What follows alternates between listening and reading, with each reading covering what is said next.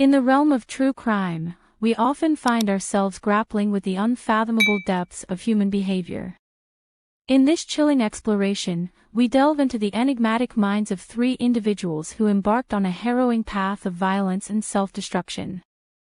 As we endeavor to unravel the intricacies of their motives, we confront the haunting question of what could drive someone to extinguish lives before ultimately succumbing to their own darkness. Join us on this unsettling journey as we seek to shed light on the inexplicable, by piecing together the shattered fragments of their stories in an attempt to understand the horrors of these truly deranged men.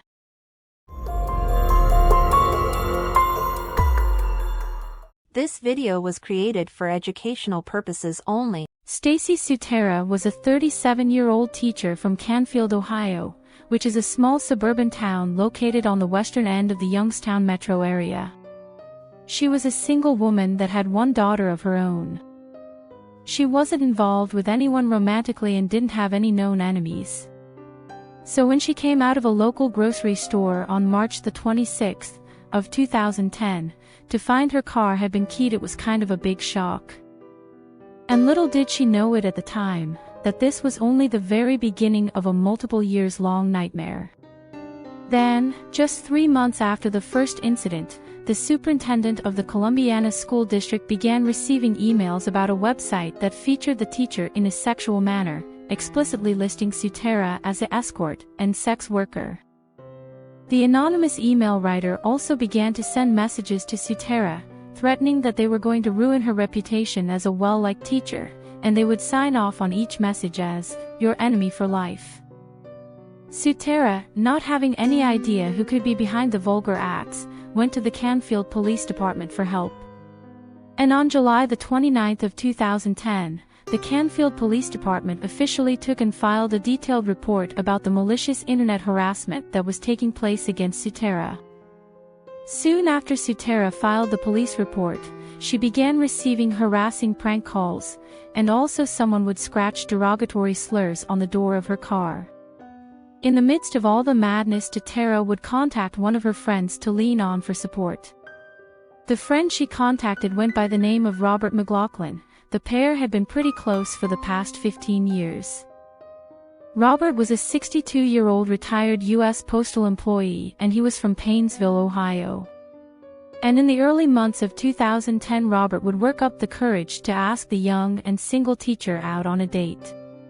She respectfully declined his offer but explained that she would be happy if they could remain friends, and if not, at least remain acquaintances.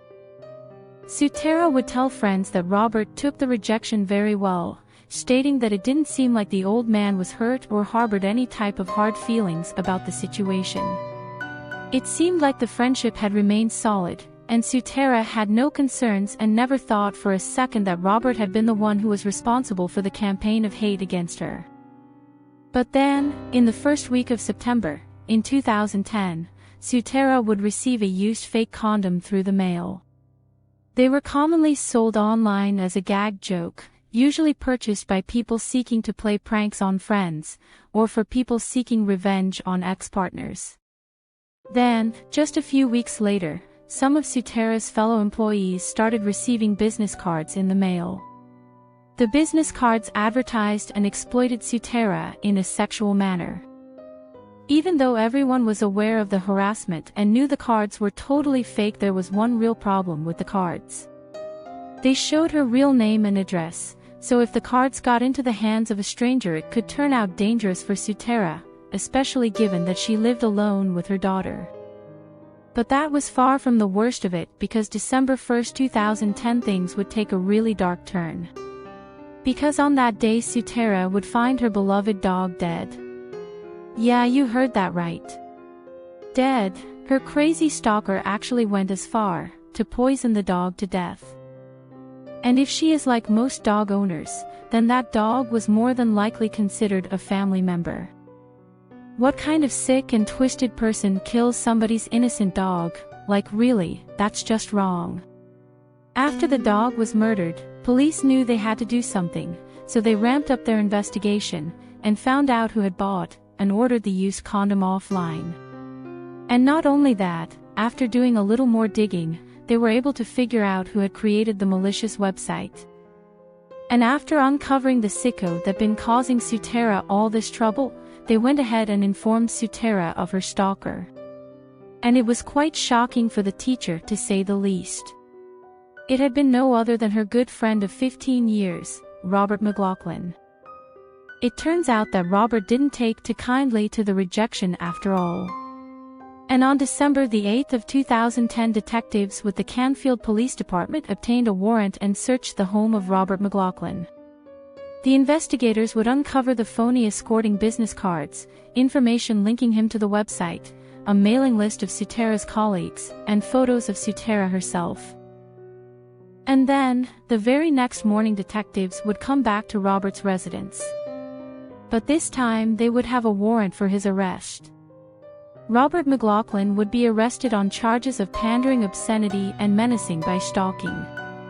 Also on the same day, Sutera filed a civil protection order before Judge Eugene J. Fair of the Mahoning County Common Pleas Court, stating that Robert's menacing actions were ultimately scaring her and her daughter to the point that neither of them felt safe in or outside of their own home.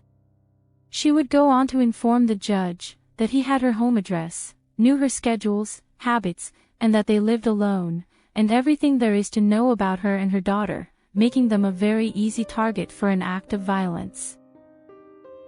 The judge would grant the order and also barred Robert from possessing a gun and prohibited any further contact with Sutera.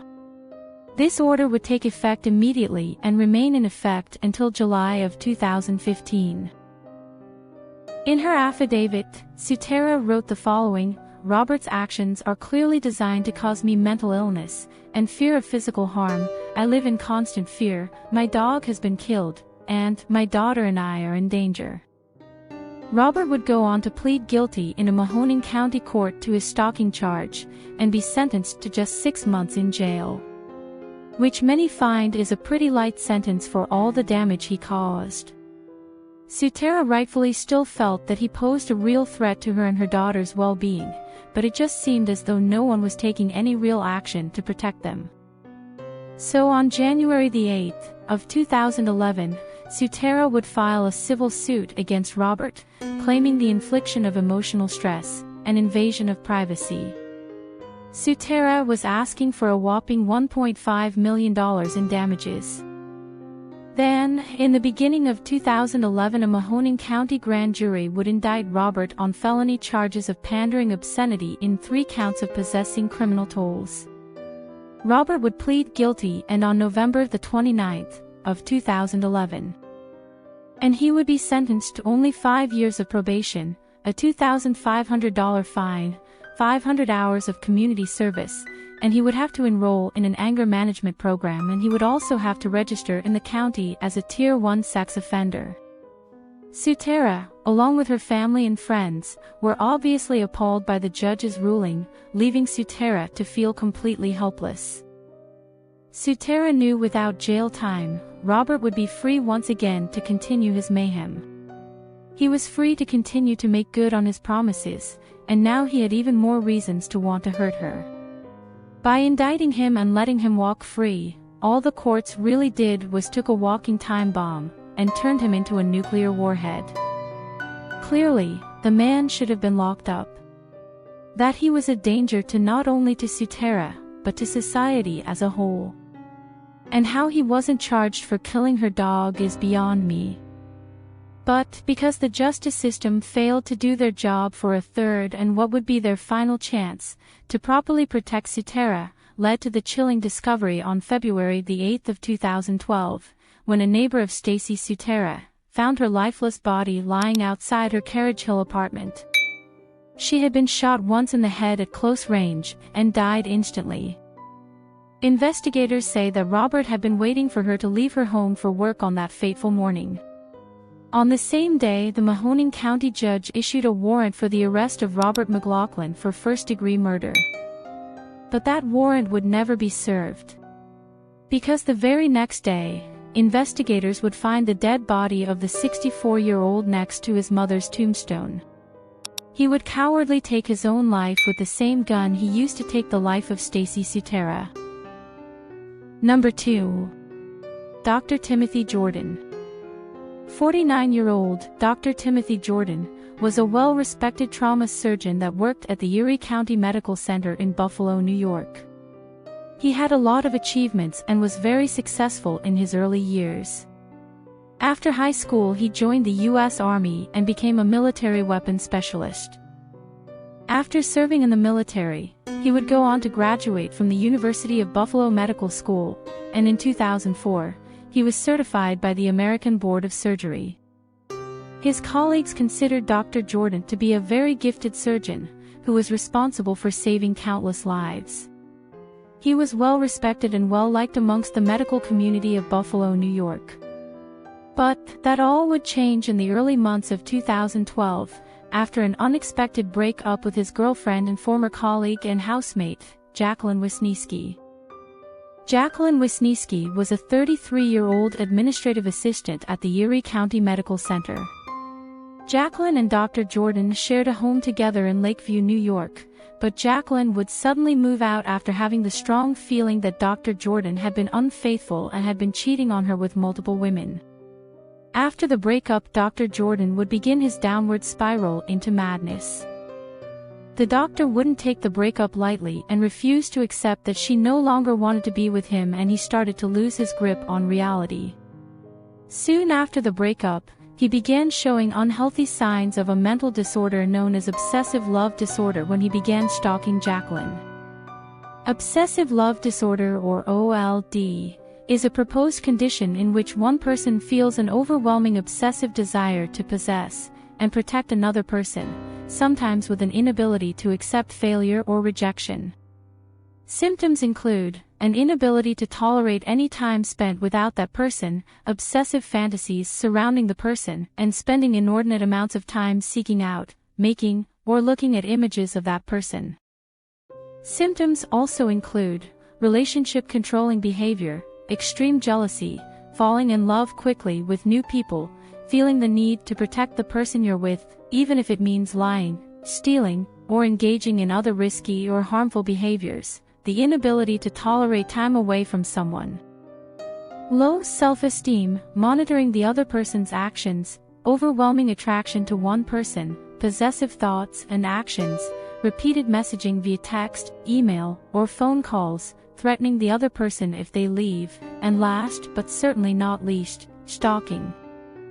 Dr. Jordan's mental state got so bad that one day while stalking Jacqueline, he knocked on her door, and when she refused to speak with him, he forced his way into her house, where he held her hostage at knife point in her own home for around 36 hours. Jacqueline would not go on to report the incident to the authorities out of fear that it may anger the already disturbed doctor to retaliate further, knowing that it would be his word versus hers, and who are the police going to believe, a well-known and respected surgeon, or her? Dr. Jordan was so out of touch with reality that he even attached a GPS tracker to her vehicle to keep tabs on everywhere she went. Not knowing what to do or who to tell, Jacqueline would confide in another doctor from the medical center that she was so scared of Dr. Jordan's recent acts of craziness that she now began to fear for her life. By early June of 2012, it was easy for Dr. Jordan's colleagues to see that the once clean-cut, well-kept-together man now came to work sporting a long shaggy beard, and was about 80 pounds lighter, was showing strong physical signs that his mental state was quickly deteriorating. His colleagues would say that while at work he acted as though he was distracted, preoccupied, depressed, and anxious. The once happy and social man was now a sad and empty shell of his former self. Even though he seemed to be having a mental break, no one was prepared for what was going to happen next involving Dr. Jordan. Because on Wednesday, June the 13th of 2012, Dr. Jordan would enter the Erie County Medical Center for a regular day of work carrying a loaded shotgun and a .357 Magnum revolver, which for whatever reason he was able to keep concealed good enough that no one noticed a thing. He then was able to persuade the unknowingly Jacqueline to walk down into the basement stairwell with him. It is unclear on how he managed to get her to go with him alone, but more than likely she probably just figured she was safe being as though they were at work. But once they got into the stairwell, Dr. Jordan pulled out his revolver and shot her 5 times at close range. She died at the scene. After killing Jacqueline, Dr. Jordan fled the hospital. He would then drive to his home in Lake Vi, which was the home he once shared with Jacqueline.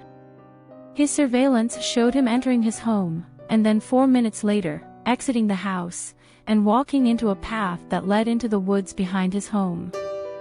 It was there in a thicket of bushes where the surgeon used his revolver one more time to shoot himself once in the head. He died instantly. The police would respond to the shooting at the hospital and recover Jacqueline's body, not knowing that the doctor had already turned the gun on himself. Shortly after that, the police would search the hospital to no avail, looking for the deranged doctor. So the very next morning, a SWAT team and K-9 unit would be sent to the doctor's home to make the arrest. But once again they had no luck. It wasn't until the next morning, on June the 15th of 2012, that Dr. Jordan's body would be recovered, but only after police had received a tip from one of the doctor's neighbors stating that on June the 13th, which was the day of the murder, the neighbors heard a single gunshot coming from the wooded area behind the doctor's house. Dr. Jordan did not leave a note. Number 3. Pete Keller. April the 22nd of 2012 was the same as any other Sunday morning for first responders. When the local fire department responded to a house fire in North Bend, Washington, which is a small Cascade foothills town that was located about 30 miles east of the well-known city of Seattle, Washington. After arriving on the scene, firefighters started to try and make their way into the house to rescue any survivors. They first tried making their way in through the front door, but the firemen quickly realized that something was behind the door holding it shut. But after the firefighters gained access to the home, they realized that someone had purposely blocked the door with a reclining chair and a couch. Firefighters would regain control of the fire and extinguish the flames. After the fire was out, the firefighters would start investigating the home and would discover the bodies of 41-year-old Lynna T. Keller and her 18-year-old daughter Kaylee Keller. They both were killed prior to the start of the fire. Both victims died from a single gun shot to the head from a .22 caliber bullet. Also, investigators would find 7 empty gas cans in and around the home. Arson investigators would come to the conclusion that the fire had been started in the kitchen by the suspect placing a plastic container full of gasoline inside a skillet, then placing the skillet on a burner and turning it on. And investigators immediately had a suspect in mind when they noticed the only family member missing from the scene was 41-year-old Peter Keller, who was the husband and father to the 2 victims, and he was nowhere to be found. And neither was his Toyota pickup truck. Peter and his wife Lynna T. married 21 years earlier, and when asked by family and friends, everyone said they seemed happy. No one can ever say they seen them fighting or even arguing. Basically, they had the picture-perfect marriage. At that time, they had been renting and living in the house for about 7 years. But close friends of Peter said that for the past 8 years, Peter had been building a doomsday bunker that was deep off in the trails of the foothills. It was stated by friends of Peter that Peter was somewhat of an apocalypse conspiracy theorist. Friends and family of Peter would also state that he had high interest in guns, body armor, and trains, and he was somewhat of a reclusive man. He was also an avid outdoorsman and proud gun owner that would spend his weekends in any other free time he had. He would be found hiking the logging trails in the rugged mountain foothills where he was building his doomsday bunker. For Peter, the man-made structure was more than just a bunker. It was his hideout, his peace of mind, his very own outdoors fortress, and if you'd ask Peter himself, it was his greatest accomplishment. He spent years on and building the thing, and it was quite impressive. It was a cave-like structure that was burrowed straight into a hillside that had 3 levels, a fully working ventilation system, several different entrances and exits, several hidden entrances and exits, a wood stove, a generator, and more.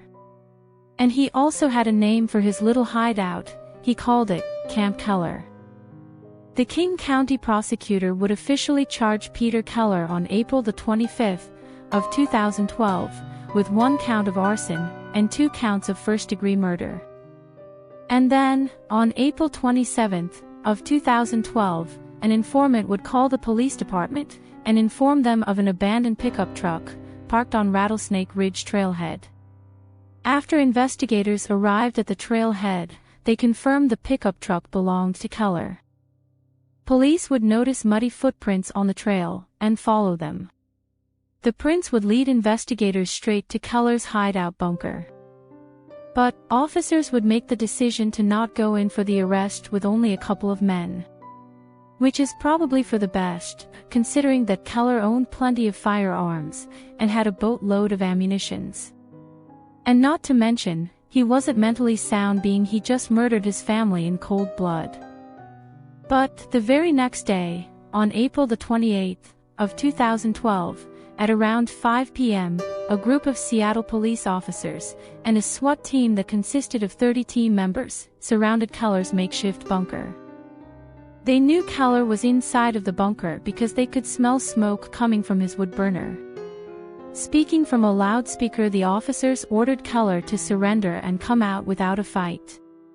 They let him know that they had his fort surrounded and that it was all over.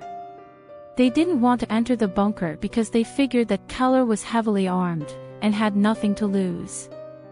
But after some time went by, they moved on to their next tactic, which was to pump tear gas into the fort. So that's exactly what they did, and then they waited. After a full 23-hour standoff, the officers equipped the fort with explosive devices and literally blew the top off of the bunker. And what they found inside was a dead Peter Keller with a single gunshot wound to the mouth and a Glock pistol in his hand. Reports would state that it's believed that Keller shot himself prior to the SWAT team arriving. Officers would recover 13 handguns and rifles from inside the bunker and a stockpile of ammunitions. Investigators still don't fully understand Keller's motive for killing his family that day, other than they believe it had something to do with his beliefs of a coming apocalypse. In concluding our investigation into the haunting tales of these 3 cases, we are left with a haunting realization: the human psyche is a labyrinthine maze, where motivations can become twisted and lead to unimaginable acts of violence. While we may never fully comprehend the depths of their despair or the demons that drove them, we are reminded of the profound impact their actions had on the lives they touched. The aftermath of their crime serves as a stark reminder of the fragility of existence and the lasting scars left behind. As we close the chapter on these tragic stories, we hope to foster a greater understanding of the complexities of the human condition, urging us to examine the societal factors that contribute to such devastating outcomes. May their stories serve as a somber reminder of the importance of compassion, empathy, and vigilance in the face of darkness, as we strive to prevent further descent into the abyss of violence and despair. Well, until next time. Case closed.